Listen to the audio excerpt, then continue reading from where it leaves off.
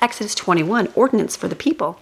Now, these are the ordinance, the laws, which you shall set before the Israelites. If you purchase a Hebrew servant, because of his debt or poverty, he shall serve 6 years, and in the 7th year he shall leave as a free man, paying nothing. If he came to you alone, he shall leave alone. But if he came married, then his wife shall leave with him. If his master gives him a wife, and she gives birth to some of his sons or daughters, the wife and her children shall belong to her master, and he shall leave your service alone. But if the servant plainly says, I love my master, my wife, and my children, I will not leave as a free man, then the master shall bring him to God, that is, to the judges who act in God's name, and they shall bring him to the door or doorpost. And his master shall pierce his ear with an awl, a strong needle, and he shall serve him for life. If a man sells his daughter to be a female servant, she shall not go free after 6 years as male servants do. If she does not please her master who has chosen her for himself as a wife, he shall let her be redeemed by her family. If he does not have the authority to sell her to a foreign people because he has been unfair to her. If her master chooses her as a wife for his son, he shall act toward her as if she were legally his daughter. If her master marries another wife, he may not reduce her food, her clothing, or her privileges as a wife. If he does not do these 3 things for her, then he shall leave free without payment of money. Personal injuries. Whoever strikes a man so that he dies must be put to death. However, if he did not lie in wait for him, but God allowed him to fall into his hand, then I will establish for you a place to which he may escape for protection until duly tried. But if a man intentionally against another kills him by design, through treachery, you are to take him from my altar to which he may have fled for protection, so that he may be put to death. Whoever strikes his father or his mother must be put to death, and whoever kidnaps a man, whether he sells him or is found with him in his possession, must be put to death. Whoever curses his father or his mother or treats them contemptuously must be put to death. What? Can you imagine? Do you know how many people have cursed their mother and father?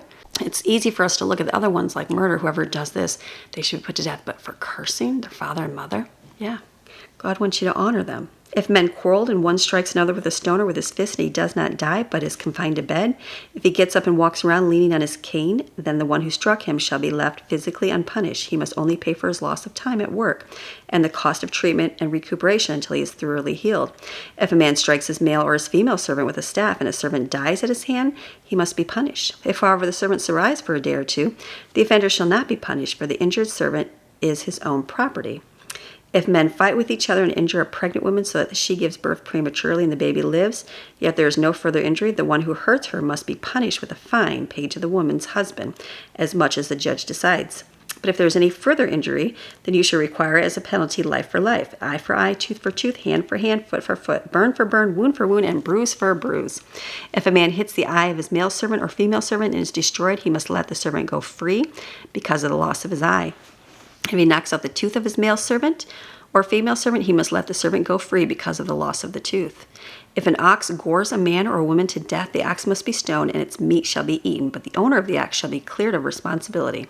But if the ox has tried to gore on a previous occasion, its owner has been warned, but has not kept it confined and kills a man or woman, the ox shall be stoned and its owner shall be put to death as well.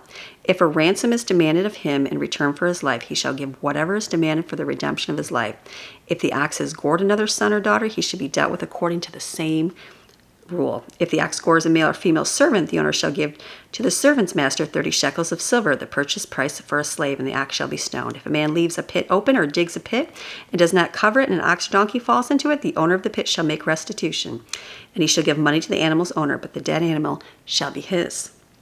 If one man's ox injures another's so that it dies, they shall sell the live ox and divide the proceeds equally.